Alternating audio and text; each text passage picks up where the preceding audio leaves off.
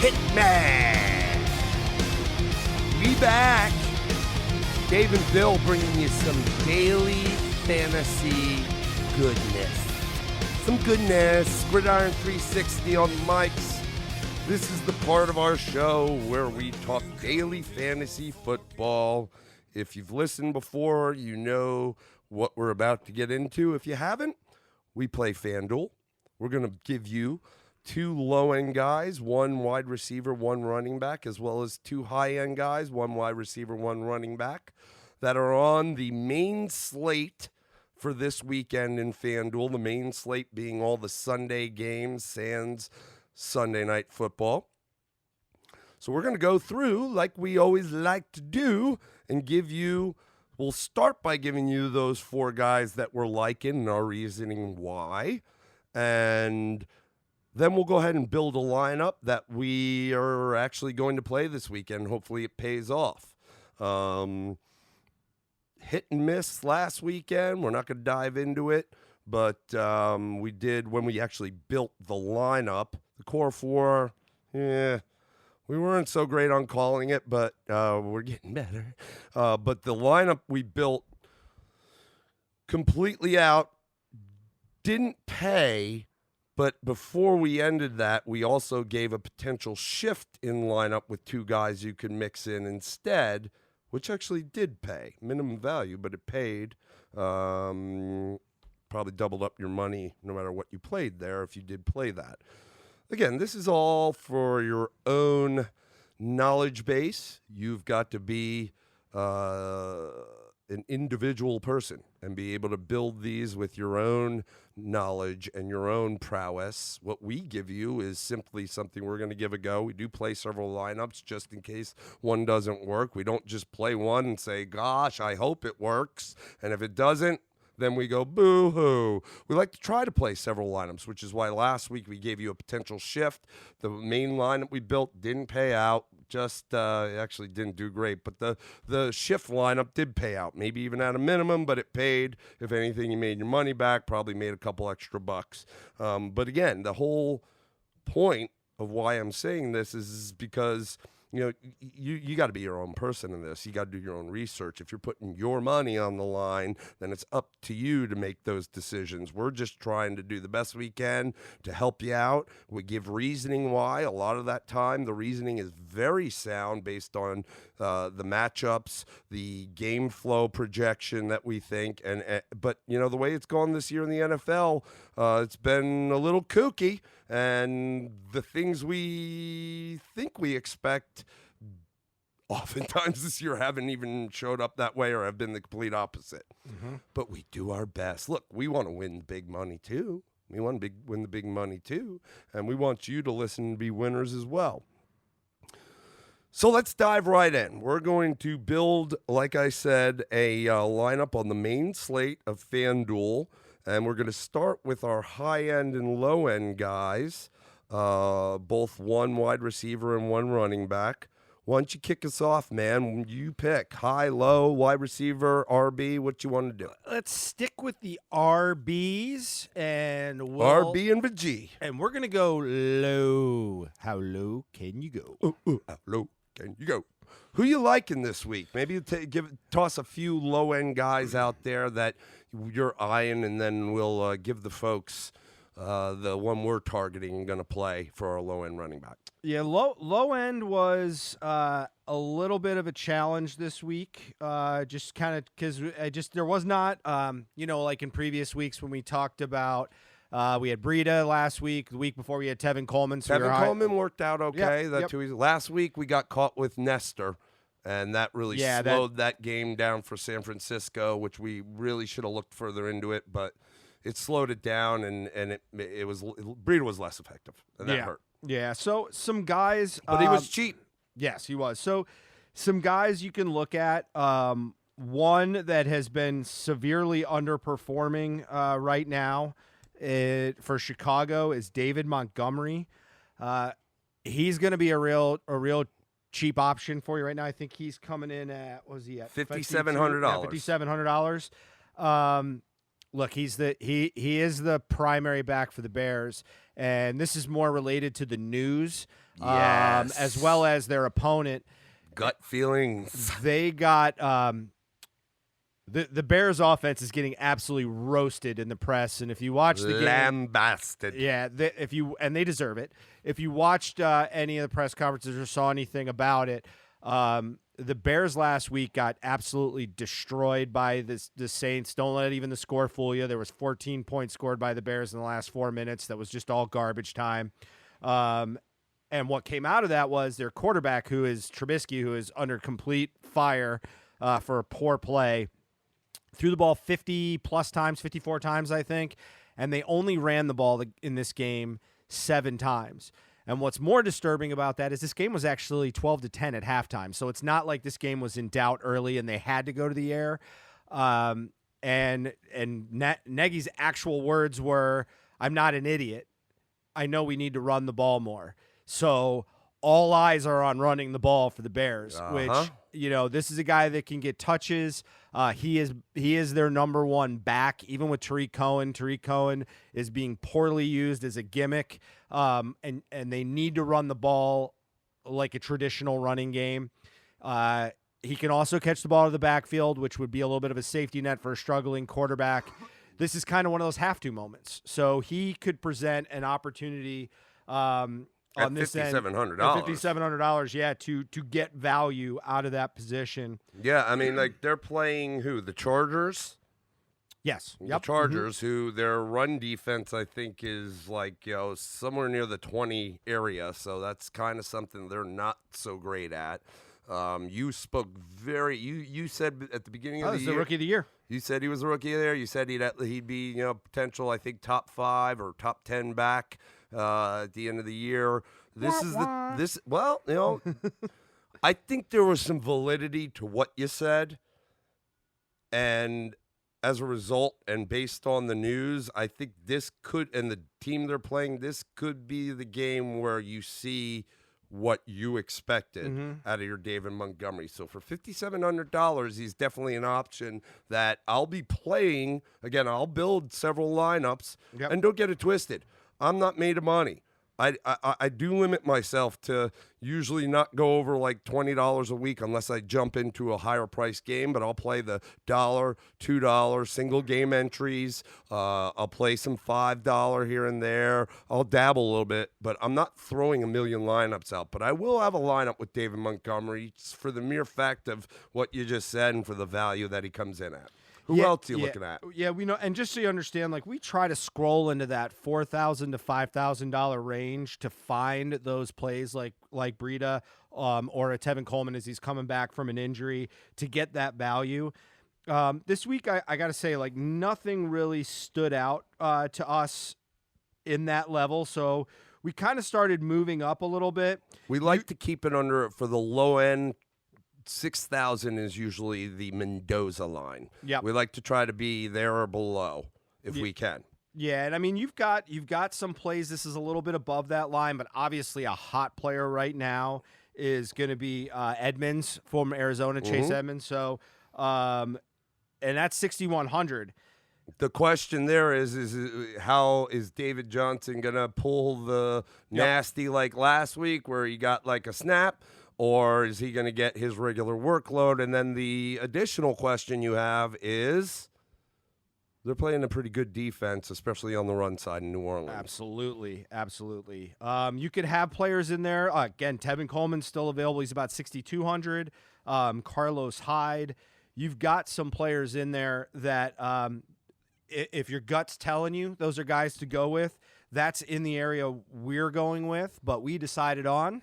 We went with Flavius Latavius Murray, and though he is not at that 6,000 or below, he's at the 6,200 mark. It's still lower end for the backs out there. Yep. And as we will continue to build with the high-end guys, we understood going into that we might have to offset that couple $100 or more by not getting the highest end running back and trying to find value on some of the high end running backs that aren't the highest price guys. We went with Latavius.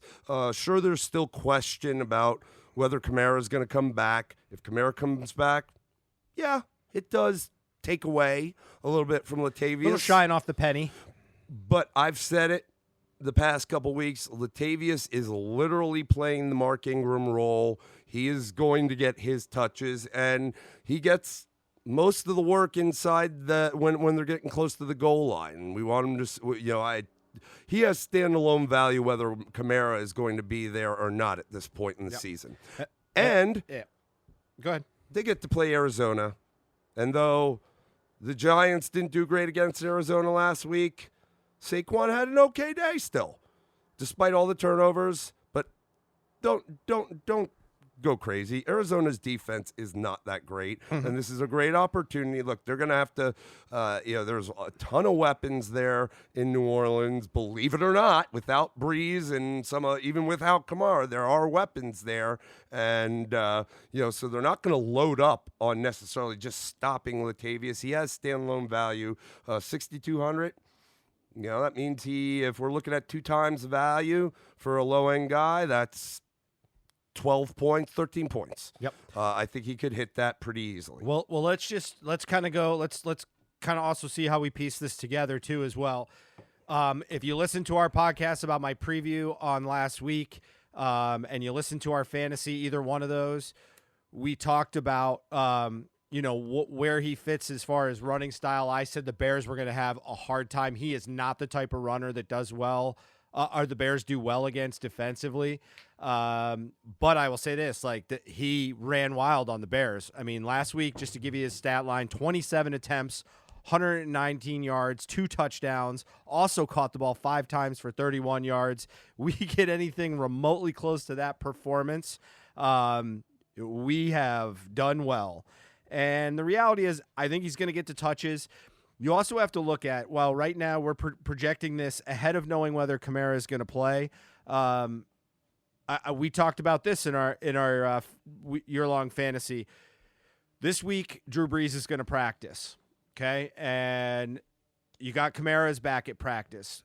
And we were talking about whether they'd play. Now, here's the thing. They've got a good matchup. They've got a quarterback that's, 4-0 since Brees went down.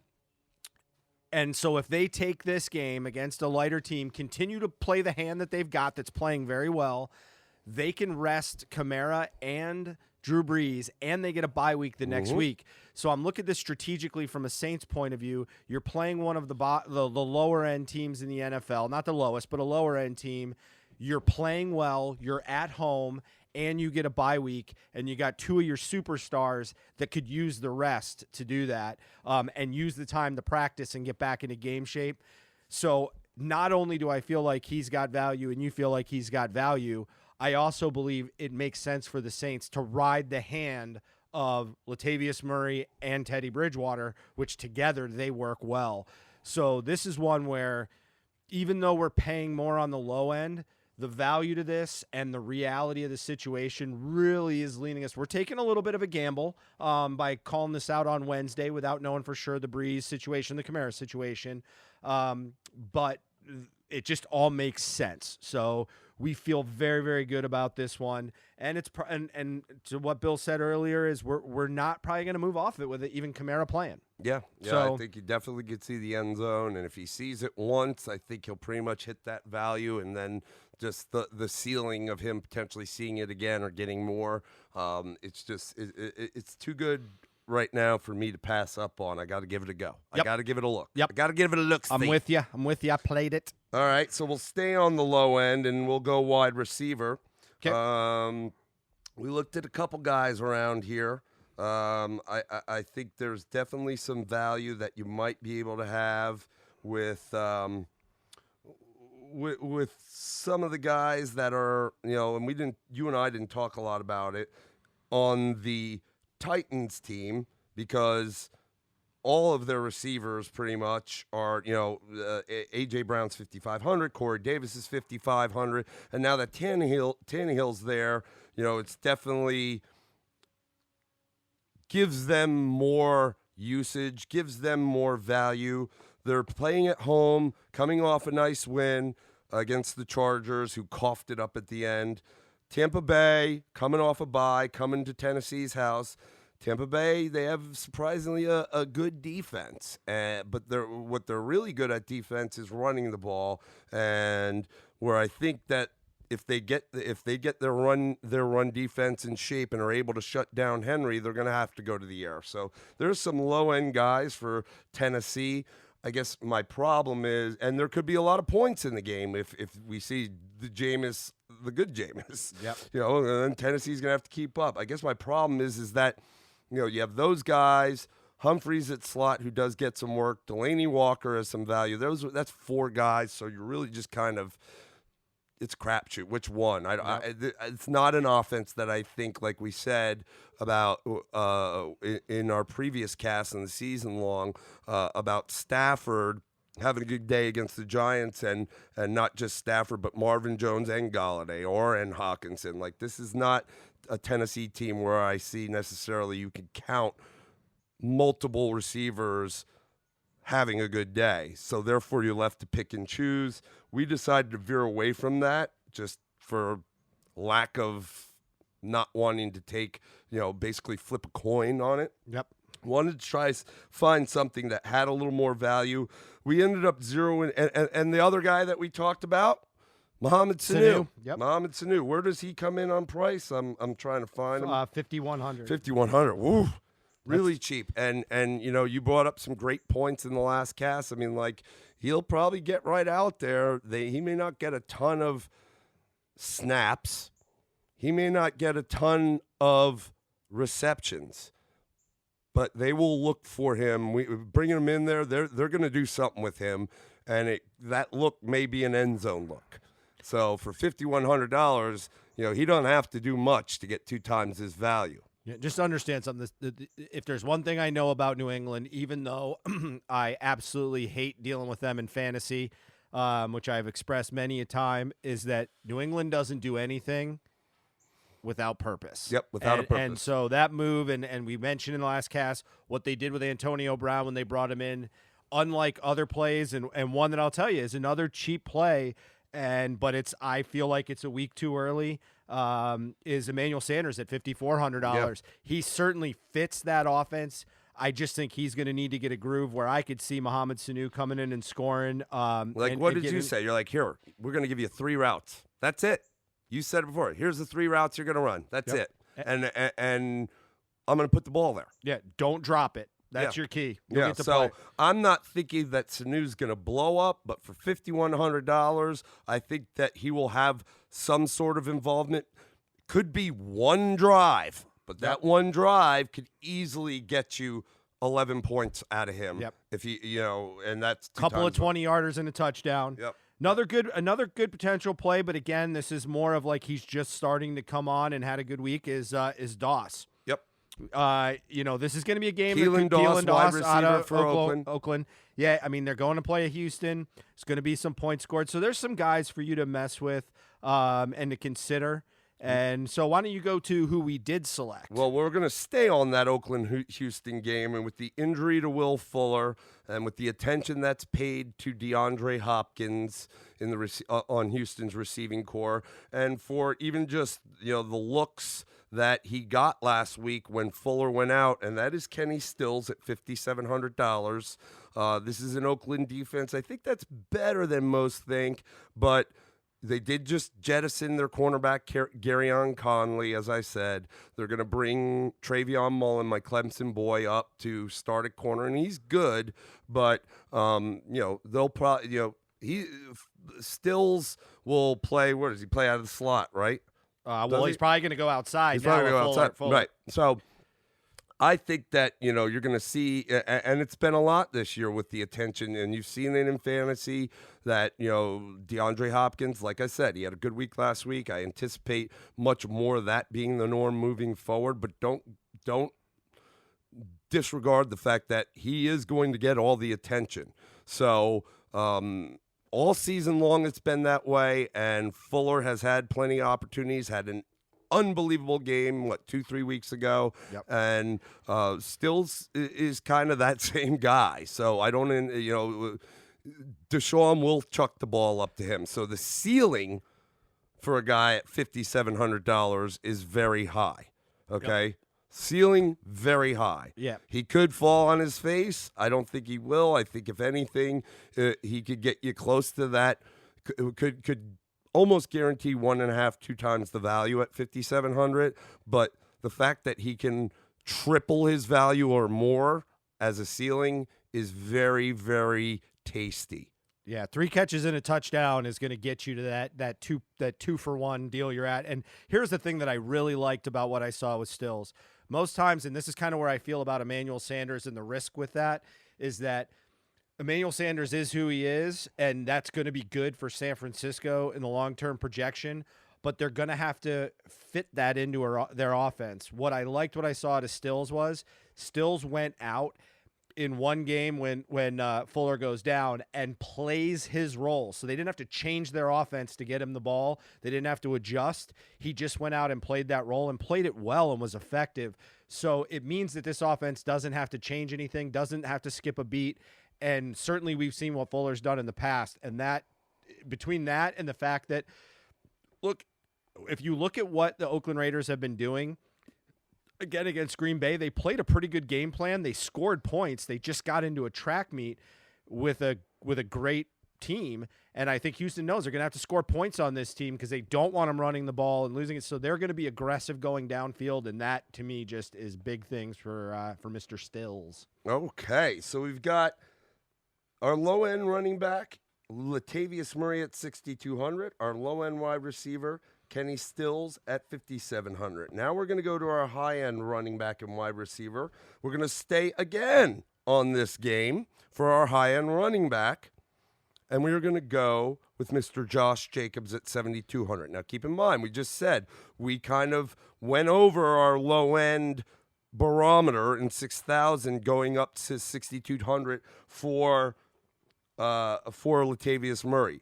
So looking at Saquon Barkley at 8,600, Christian McCaffrey at like 8,800, we wanted to start by peeling back a little bit and trying to offset that 200 we went over on the low end and get a guy that we believe is up towards the high end range, but that can really produce value.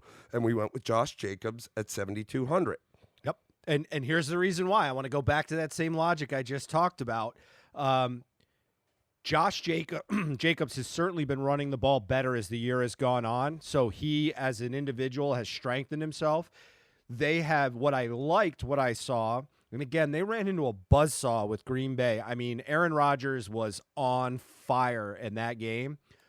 But Josh Jacobs, you'd think, oh, man, now we got to go to the air and we got to score. They didn't. They stayed on the ground with Josh Jacobs, and he had a tremendous day against a defense that's been pretty solid this year, and at times very, very good. And he still was able to get it done. I've seen that Oakland, and think about it, you got the John Gruden, Mike Mayock, a little bit of the old school approach. They want to continue to run the ball. So I think no matter how this game goes, they're going to continue to pound the ball because he's playing so well. So that value that you're getting by dropping him, him being dropped down, but you're still getting that value with him. And I don't think at any point, even if it gets into a little bit of a shootout, that the Raiders go away from that running game. So that's a big benefit for us. Now, Houston's rush defense is actually ranked fairly decently, Yep. but their pass defense is poo-poo, and they don't throw the ball to him a lot. But when they do, and I'm looking down all his targets and receptions, especially over the past 3 weeks, 3 targets, 3 receptions, 3 targets, 3 receptions, 2 targets, 2 receptions. So he's not getting a ton there, but he's reliable if the ball is thrown to him. But the past 2 weeks, he's had over 20 carries and over 100 yards in each game. Last week, he had a great game, didn't see the end zone, still pull it out with 14.9 points in FanDuel. And if you were to relate that to the 7,200 value, well, that's right on, a hair over your 2 times the value, Yep. Okay? And that's without scoring. Yeah, and just understand something, too. Think about this fact. Last week, one of the big swings in that game was Derek Carr trying to get the ball in from the 1 yard line, and he fumbled. So if they get on the 1 yard line, it's not going to Derek Carr, and this is a Josh Jacobs backfield. So that also bodes well for the scoring. And we have said before that when we're looking at high-end guys, we like to try to get a guy that we can project a little more than 2 times, maybe 2.5, 3 times the value because you're paying up. So in that instance, maybe not so much. But the week before that, he had 21 carries last week. The week before that, he had 26, about the same. Last week, 124 yards. 2 weeks ago, 123 yards. The difference was last week, no touchdowns, 14.9 points, solid. The week before, 2 touchdowns, 27.8 points. So this thing could quickly go from just him punching it in, doing the same things he's doing, to punching in even just once, and you're at 3 times the value.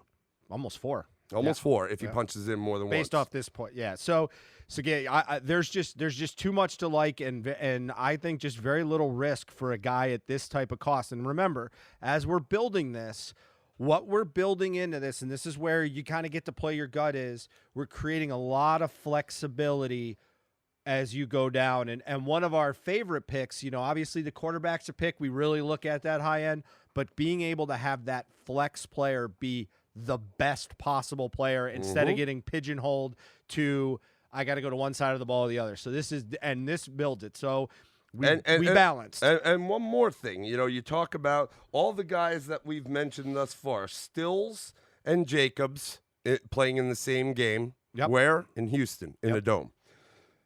Murray playing at home in a dome. So we're taking the weather element where we kind of slipped up last week with the Breida play out of it on this one, so that shouldn't get involved to hinder them one way or another. So hopefully we're right about that. Why don't you hit us with our top-end wide receiver? All right, so there's a lot out there. I mean, obviously, your highest end receiver right now is DeAndre Hopkins at $8,200. There's one higher. No. Who'd I miss? Michael Thomas at $8,500. No, because he's not. Why isn't he not showing up? Oh, because I already have you already played a lineup with him in. That would be why. I'm sorry. Yes, and Michael Thomas, quite frankly, has a juicy friggin' matchup here. Yep. Sorry. Thank you for correcting me. But at $8,500, and we mentioned it in our last cast, he's getting it done without seeing the end zone. He's the number 1 receiver fantasy points wise, and not even top 25 in touchdowns. Okay. Yep. So I guess my concern there is $8,500. In order to see 2+ times the value, I know he can get it done, but he's up there pretty high, and he has to. Yep. So, Arizona, not great. Yeah, he may have Pat Peterson on him a lot of the time. Pat won't travel with him, and Thomas will move all over the board. But at the same token, and we're okay with stacking, and you'll see that in our lineup build. But we did pick Latavius Murray, and if he's this high end that he's got to see the end zone, Michael Thomas, and we're hoping Latavius sees it at least once or twice. Not that they couldn't put up a lot of points, but especially if the Saints do get ahead in this game. They'll probably go to the ground. We just didn't want to make that stack happen. Yep. Yeah, and part of it too is, so he mentioned Michael Thomas, DeAndre Hopkins. All right, so $8,200. Again, we kind of talked about where we felt Kenny Stills and how this game would go. But you're talking about some serious cost, and a guy that has underperformed his dollar amount recently. Obviously a very talented receiver. I think he could have an awesome game. He could. But I don't know if at $8,200, it's going to be the value you want. You're right. So then we kind of roll down the list. We got Godwin. I love Cooper Kupp's matchup. Cooper Kupp going against Cincinnati. Now, part of 2 you have to look at is the matchup. So Godwin playing Tennessee. Our biggest fear in that is which Jameis are we going to get? Right. So that makes it high risk. Defense is better. Yep. You got Julio Jones. we like Julio Jones, but Atlanta's in a sell mode right now. Don't know how that's going to impact the team, and they're playing probably, I hope, a very motivated Seattle team after losing at home to Baltimore. Now, where Seattle can be had on their defense, I believe, is the secondary, which would play into Julio's favor. The question is, at $7,800, is he going to produce that value you want? There was enough question in that to do it. Cooper Kupp, we mentioned, obviously is somebody we really like, but the fact is two things. One, we got a quarterback that's just not really slicing and dicing, and Cooper Kupp ended up not being the value pick we thought last week, which further, says a lot to me about the way that Goff is playing. And the other part is, too, they're playing Cincinnati, so if they get out fast, what happens with the passing game? And there's a lot of options in that offense. Yeah. So the value wasn't there at 7,700. You got T.Y. Hilton against a tough passing matchup against Denver. There's a lot of things to like about that one, so we kind of just we kind of put it on the back burner. Put it on the back burner. Keenan Allen against Chicago, two problems: Chicago's defense, but even more so, Keenan Allen has fallen off the map the last 3 weeks. Rivers is not getting the ball out like we need him to, so that all in all isn't good. Odell Beckham again going against New England. So we're kind of running through this. I won't go through every single guy, but we kind of started looking through some matchups.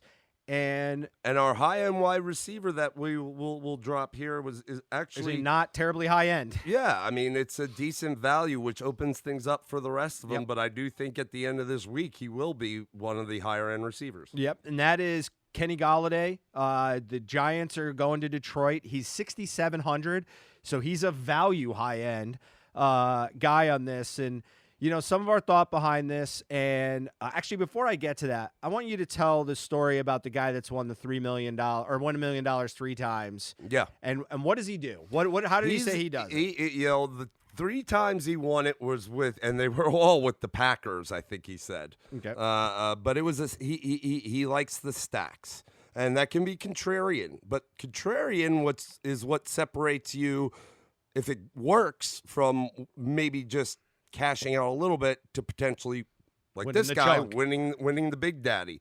So he was a stack monster. He said a few years ago when Jordy Nelson was with the Packers that he played a lineup with Aaron Rodgers, and this is when Randall Cobb was there on his game. Randall Cobb, and it's when maybe even been Devontae Adams' rookie year, but he was kind of the third piece in that receiving core. So he went Aaron Rodgers, Randall Cobb, Devontae Adams, contrarian rather than playing Jordy Nelson, who was the main guy there at that time. And he hit on all levels. He had a game which was a high point scoring game, and Jordy didn't get much because he got a lot of attention from the other team's defense, and it worked out. He did it just this past week with Aaron Rodgers, and I think he said he played Valdez-Scantling, and I can't remember who else, but it paid off again. So, and we're not afraid to do the stack, and especially from the sense that contrarian mindset can really pay off if it hits. So we're going to do a little bit of that today in our lineup build, but one of the things we were looking at in this, I turned my phone over, playing Golladay. And one of the things is Golladay it had a poor game last week, and the team itself, Marvin Jones did well. Everybody kind of did well but Golladay, and he's their number one, young, really good, big receiver. The majority of the year, I'm going to run down really quick his targets from week 1 to now. 9 targets, 10 targets, 8 targets, 9 targets, 9 targets. Last week, 2 targets. They'll go back to feeding him the ball with the targets he needs just because that's the guy for them. And they're at home. They're against my Giants team, and I love them to death, but Janoris will probably be on him. Janoris is a good corner. He's not a shutdown corner. He's definitely lost the step, and he's definitely given it up to some of the number one receivers oftentimes when it matters most. And, I feel like this is a game where they have where with Kerryon Johnson out, Stafford's at home. He's been slinging it regardless of them wanting to be a run more team this year. Now Kerryon Johnson's out. Not that the backups can't do the job. What we are decent at for the Giants, like I've said over and over, is our interior defense. So running inside on us may be a little more tough sledding than you like. I think it's going to be a Stafford game. Stafford's been doing very well the past couple of weeks. I think he'll get Galladay involved, and I think Galladay, man, he could see the end zone definitely once, maybe twice. Yep. And at 6,700, that's 13 points, my friends. One touchdown will get it there. With the number of targets and the receptions he gets off, I mean, it's not going to take much is basically what we're saying here. And I know a lot of people are high on Marvin Jones this week. You know, please understand there is something in this game called recency bias. Recency bias. Marvin Jones, great receiver, has had a great career, but the more dynamic receiver with the higher ceiling, with oftentimes, like we said, when we're paying for the higher end guy, we definitely want to have the opportunity for that higher ceiling so it can go more than 2 times the value, is going to be Kenny Galladay in this game. Yep. Yeah, so this is where we went with Galladay, but so now I want to go back to your point about the guy that won the $1 million 3 times in the stack lineup. We've decided to, in this week, we feel like we want to go that route. So the next thing we move to is quarterback. And we do this we look at these things separately, but together, so we can see, do we both eyeball the same thing? And if we do, then we're like, all right, good. And our gut is in the right place. And if we don't, then we discuss it and figure it out. Well, this one, we went straight to the gut, and we both hit on it, the same thing. We came across it. Our belief is this Detroit Giants game could be one of the more high-scoring games. Yeah, of especially the if week. Saquon gets going, man. That's the way we are going to be able to produce from Yep. the Giants' end to keep up and match Detroit to have them stay in this game. Yeah. So what we did is we both looked and said we like Stafford. We like Stafford in this game. Love Russ Wilson playing Atlanta, Yep. 8,600. I'd like Deshaun too. We could go a stack there, 8,400. Stafford, talk to me about Matthew. Well, I mean, let's talk about it. Last week he took a loss, right? So He took a loss to Minnesota. And in that loss, he had 45 attempts, 30 completions, 364 yards, 4 TDs. He did have a pick. 4 TDs, though, I'll allow him that pick. All day long. Let's just say that wins for us. And, again, we believe that there's a Giants team that can be had through the air. And I want you to think about this and this also has to do with scenarios and where they're going. They just lost Kerryon Johnson for the year. So as a team that has struggled even with him to incorporate the running game, at this point now, they don't have it. So they've got to go back to what their team was originally built for and what the talent they have left is. And Stafford has proven that he can throw the ball and put points on the board and control his turnovers and still throw 40-plus times a game, which is good. A lot of quarterbacks can do that, and that's something I have to say he's been able to do a lot in his career. I mean, this is a guy that has thrown for 5,000 yards before. So we're built for this. So that's kind of one of the things we did with Stafford. So we're looking at the Lions game plan in that piece. Right. And I mean, there are some juicy matchups this week we've talked about, but the thing we're questioning in the juicy matchups we see, it could be very one-sided. And if that's the case, and the favored team does get out, then, it's just natural to kind of go to the ground game and salt it away. We don't want that. We want a game that's going to be a little more competitive, that is going to keep both teams on both sides of the ball in the game, not just the team that we're playing for. And both these teams are playing for something right now within their division, so there's not any there's no salting it away, and just pack it in for another day. So I like that. Also, I mean, we move into this before even putting Stafford on the board with those core 4 we put. Oh, I'm sorry. I didn't mean to say that. We stole our man's. With our 4, our 2 high end, our base, that leaves us with $34,200, $68.40 a player. So spending $7,700 on Stafford, doesn't damage. It still leaves us with good money to play. It leaves us 26.5, 66.25 a player. Yeah, I mean Matthew Stafford. I'm trying to quickly pull up his play against the Giants during his career, and I'm having slow computers. Do you have slow computers at home, folks?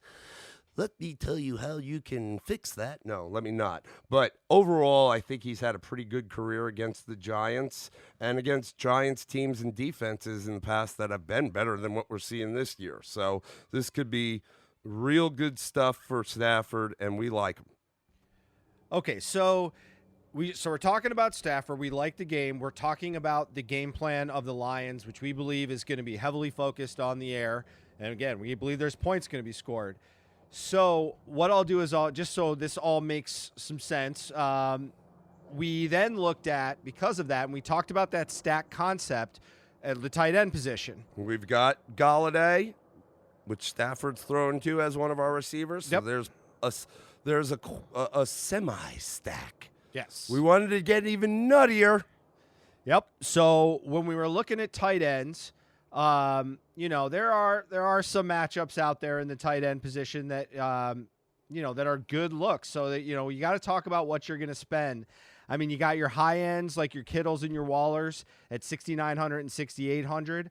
Like the Waller look, the guy's just getting the ball like crazy. Got to get in the end zone probably to make the value that we need on this one. Hunter Henry's a potential against Chicago, but he's at 6,700. Again, Austin Hooper's been a good play, but is Atlanta going to get in the end zone and get in the end zone with him to make that one worth value? So we kind of start moving down the list, and really it's this matchup that really stuck out to us, and that is going back to the Giants and Detroit, and we went with T.J. Hawkinson. We believe there in this game is going to be enough balls to go around with them going through the air, and that with Galladay getting in the end zone, which we believe he will, and getting his touches, there will be enough to make Hawkinson a very good play, and at a really valuable price of $5,300. So we're looking at a guy that's got to score 11 points, which I think is very reasonable. 3 good big catches, and if he gets in the end zone, boom, it's gonna be big time.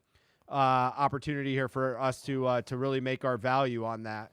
So again, we went with the game matchup, and understand while we're doing this, so we go from Stafford after Galladay, and Galladay was kind of a value high end, to Stafford, which is a value quarterback from a dollars perspective, now to Hawkinson, that's a value tight end in a game we believe that Detroit's going to put up a lot of points and go through the air. We have really opened up our options as we move through and have to do one more receiver, our flex position, and a defense.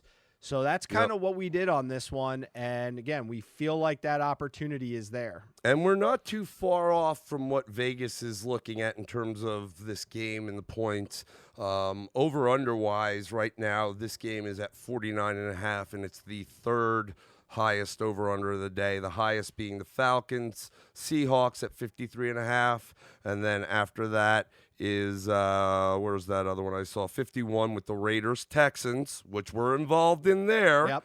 Okay, and then the next one is the Giants Lions at 49.5. So we aren't, and let me preface this by saying I just pulled that up. We had started building the lineups. I usually like, when I'm doing it myself, to look into these things. I just pulled that up, so our head's in the right place is what I'm saying. Before even looking at the over under, which we're pretty sharp on, our head's in the right place in the fact that the second highest over under game in Oakland, Houston, we've got 2 players from either side of the ball involved in that, and then the third highest over under is where we're stacking with these guys. Yep. So we drop Hawkinson in, right? Yep. Let me go do that. That leaves us $21,200, $7,000 in change per player. We're actually elevating that average cost per player that we're allowed to work with. So then what we did is, and this is kind of where I want to show how we kind of mix and match. We moved on to the defenses and took a look at them. And you got your 2 high-end matchups, your highest cost matchups, which are $5,000 each, and that is the Rams against the Cincinnati Bengals and the Patriots at home against Cleveland. certainly the Rams, I can understand that with Cincinnati shutting down the run, but yet I've seen Cincinnati score some points, so that one didn't really trigger us. Yeah, I mean, the only thing I will say is that, last week, and a lot of teams do get on track when they play Atlanta. The Rams defense did as well, putting 21 points up. Cincinnati's another one of those defenses that, you can get right with. However, we're looking at some other things that I think looked possibly better because, quite frankly, if you want to win the big one, you got to find a defense that not just can hold down another offense from scoring, but can also get turnovers and have the potential to score a touchdown off the turnovers. Right. So we looked at that. Now we looked at the New England and just talking about turnovers and scoring, like New England's been doing that at like a major clip, almost outscoring their offense in some of these games. Correct. So that one was definitely very juicy. So then we looked, okay, is there anything else in value we liked? I liked Seattle at Atlanta because, like you said, everybody gets right against Atlanta. But we gained $100 by doing that matchup. So from New England, which I think we kind of liked a little bit better. Yeah. So then another one, though, on the value end that we saw was the Saints taking on Arizona because that's a $4,400. So that's going to save you about $600 off that game. So we kind of talked through it, but we've said before, we're not always, we're not into necessarily spending up for the highest defense unless it makes sense. Now, this is a season where I'm starting to contradict myself because you have a few defenses a la New England that are just beyond measure, especially from a fantasy perspective. But I do like the New Orleans play. Right. So here's where I guess I want to say, and this is just a kind of an idea of how to shape it. We actually, because as I mentioned, sometimes we are dead on, like with Stafford, where we both agreed. In this one, we started talking through it. And when we talked through it, we went, okay, if we're not as sure about this, let's go somewhere else before we make this decision and see if there is something that we really like. So we stepped out of this. And again, we like to leave the flex to this point because it opens up the whole box to us. We can see all the players we want to see. So we went and looked at the flex before we made a decision on defense. And so we started looking through this, and some of our big hits were, we could afford anything at this point, because we hadn't figured out our exact spend, but our average was pretty high still of what's left. We had Saquon Barkley. We had Michael Thomas. We had Chris Carson was part of our list. Yep. Leonard Fournette was part of our list. I feel like we had one more that I was missing here. No, we had Darren Waller and David Montgomery were a couple people we had mentioned, but that wasn't in terms of what we're talking about. Yeah, this role right now because we could go. We want to hit. Yeah, we want to hit on the flex. Right, and we could go high end with this. Even really Christian McCaffrey was in play, so we kind of started talking our way through it, and we both were really feeling this, and I think this makes sense. I think last week we were a week early on this, kind of when I talk about guys coming off of injuries. But we had decided on Saquon in this game, and here's why. And this is, again, goes back to our stack game, which is the Giants and the Lions. So you think about this, and we've already talked about where we think Detroit's going to go in this game. So now let's take the Giants separately in a game we think they can score in. And we look at a Giants team.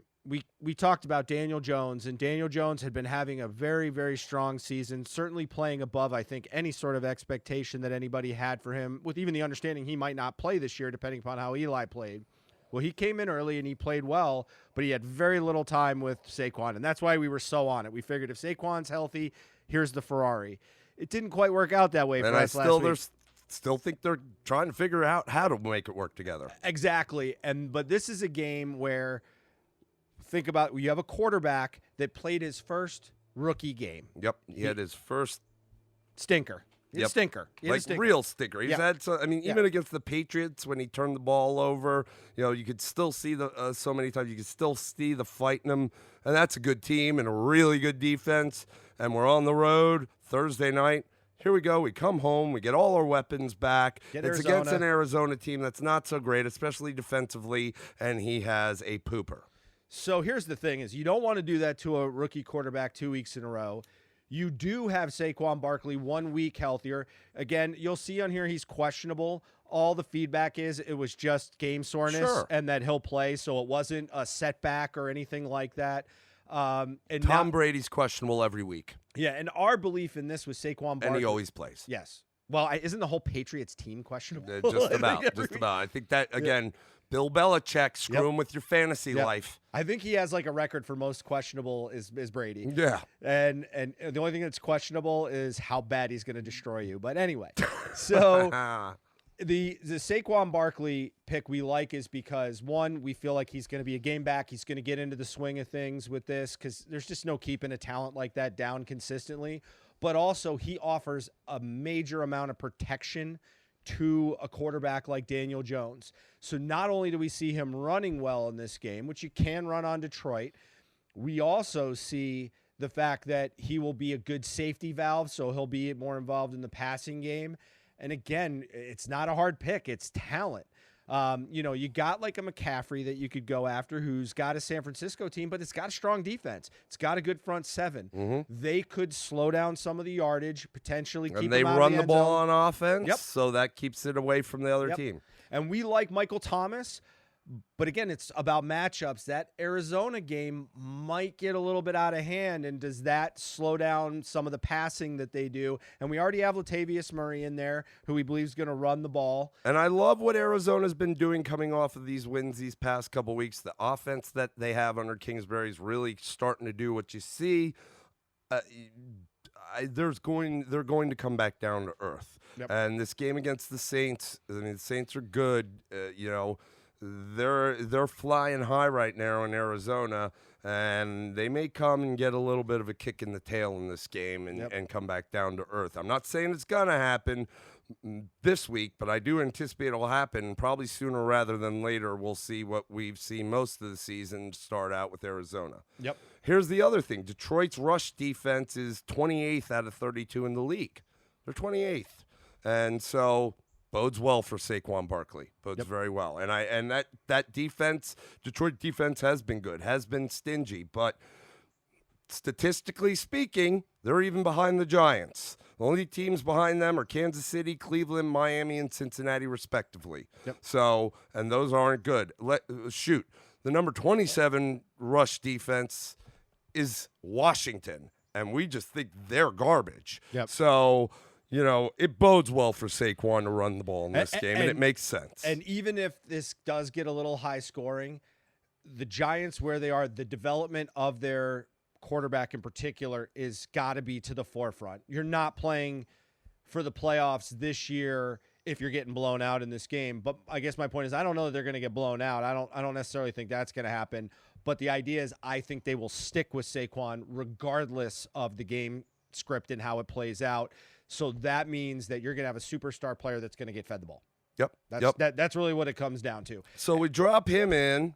Yep. All right. Now we've got all of our running back and flex positions taken care of. He's $8,600, so that leaves us with $12,600, $6,300 a player to fill a wide receiver and a defense. Yep. So what we did is we went back to the defense and we said, who do we like the most? Well, let's just be honest. Cleveland has been Cleveland. Baker Mayfield likes turnovers. New England likes to score points off of turnovers. And likes to create. And Bill Belichick is going to, look, if Cleveland does what they should do and lean on Chubb in the run, where they've been, the games they've seen seem to be at their best offensively is when they've done that, right out the gate.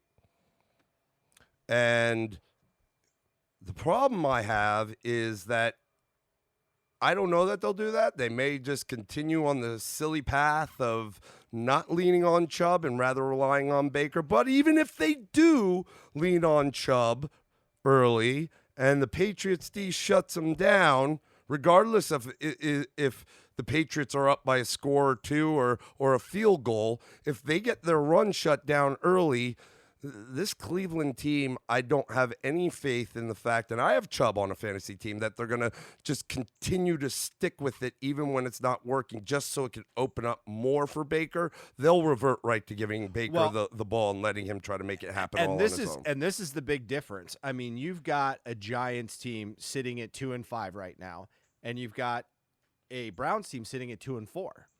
The difference is the Giants have a future to build on. They believe they've got that quarterback, and they're playing it accordingly.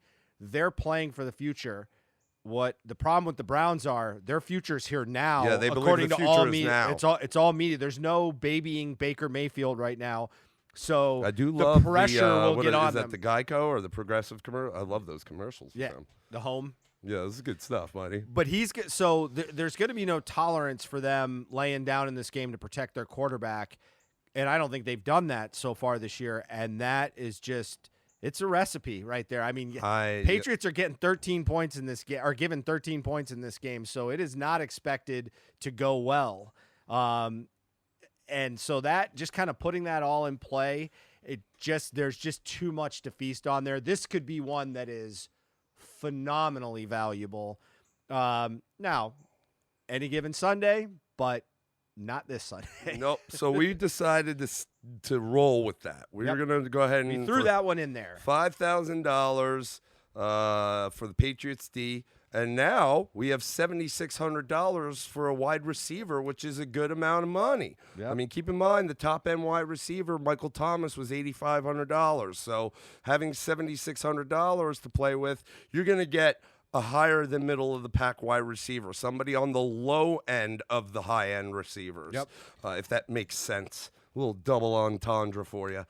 So here was our top opportunities. I'll give you the top 5 or 6 real quick. Number 1, T.Y. Hilton at 7,600. That would basically kill our cap and make us dead even. Keenan Allen against the Bears. Odell against New England. Mike Evans versus Tennessee. And then we get to Lockett, A.J. Green, who's still doubtful anyway, Allen Robinson, Robert Woods, Brandon Cooks. And that's probably as far as I need to go because we didn't really see anything of real big value beyond that. Mm-hmm. So now we just start looking at the matchups, and we went, Keenan Allen, we've already talked about playing the Bears. He's been pretty much non-existent the last couple of weeks. Their offense seems in disarray. Lockett in the matchup. Like Lockett, but the risk is that if they get ahead, they're going to put the ball on the ground with a team that likes to run the ball anyway. And we mentioned we like Chris Carson, so Chris Carson is a play out there for you. Yep. You got Allen Robinson against the Bears, totally inept offense. You said Beckham.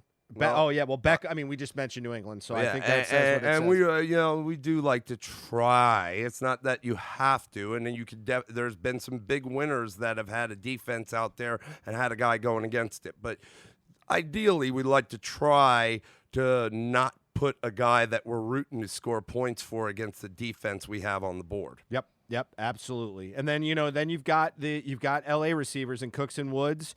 2 guys that are going to play Cincinnati. Game could get out of hand, kind of the same risk of like with Lockett. Are you going to get that? So we looked at it and, not that we have to spend all our money, but T.Y. Hilton has built some rapport, like in particular recently, and gotten really in sync with Brissett. We think that's going to be a competitive to Indianapolis, push hard in that game. So it's at the very least, I don't think he's going to disappear throughout the game. And I believe T.Y. Hilton can go up. He's going to go up against Chris Harris likely unless he gets traded. And we believe he could take advantage of that matchup enough to make this a very valuable pick. He's probably one I would consider that's more on that kind of fringe of that 2-1. It may perform slightly underneath it, but remember, we've picked a lot of people we believe are going to severely outperform their numbers. So Tyreek Hill went against this defense last week and was even with Matt Moore was still able to get put some points on the board against the Denver defense. Yep. We had actually before we finalized everything with the defense, we talked about T.Y. We're like, we liked T.Y. before we even got to this point as we started to build, before we even put Saquon in the Patriots defense in there. That's somebody we slotted in. Then we didn't know. Then we reverted back and moved on to looking at the flex where we chose Saquon. Then we went defense, chose the Patriots D, and wouldn't you know, we have just enough money that we'll use all all of our cap for TY, and for the mere fact, again, Dave said it. There's guys that we threw out there that we both, if we're on them, we really want to take a good look. If we're not, we're going to discuss. This is a guy that we liked. We might not have been super high, but we both were in agreement that we liked him in this matchup. And wouldn't you know, we have just enough money to put him in, and that leaves us with zero. Yep. And just nil.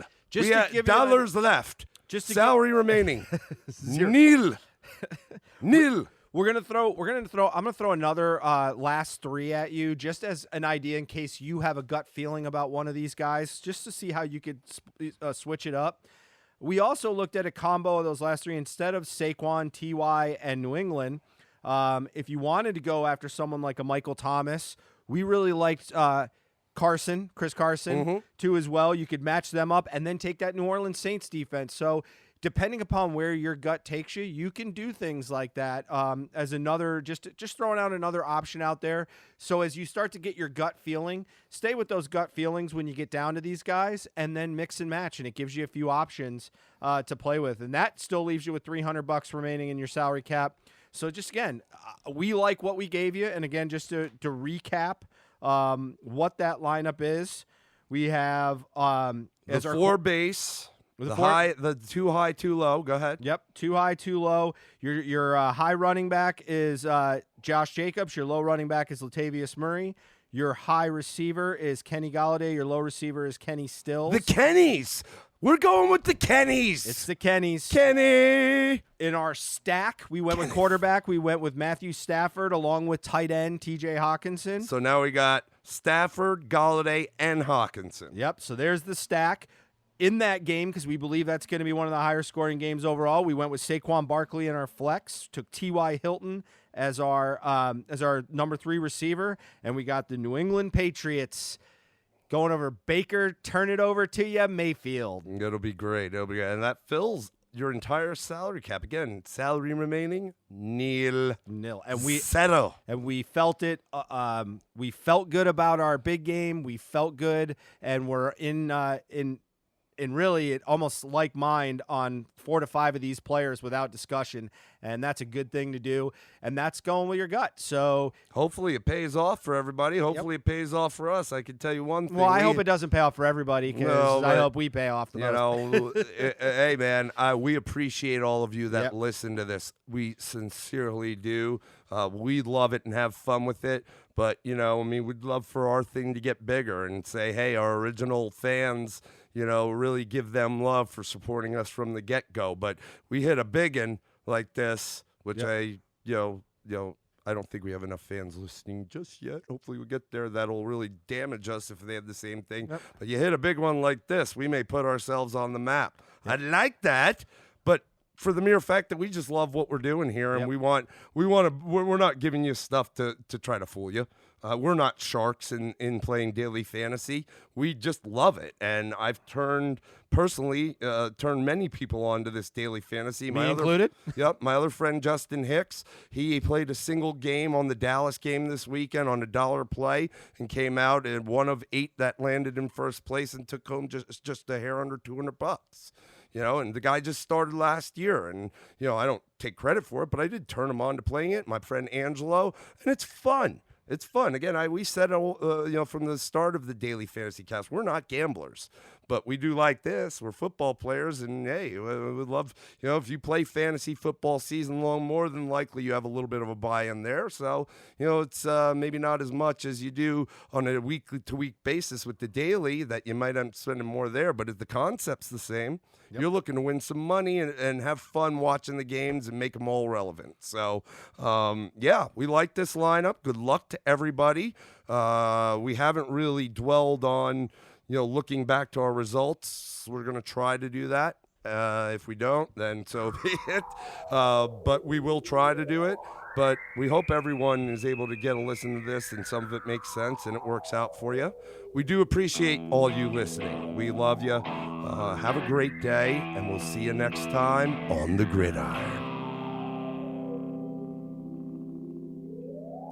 Life's the same, I'm moving in stereo. Life's the same, except for my shoes. Life's the same, you're shaking like tremolo. Life's the same, it's all inside.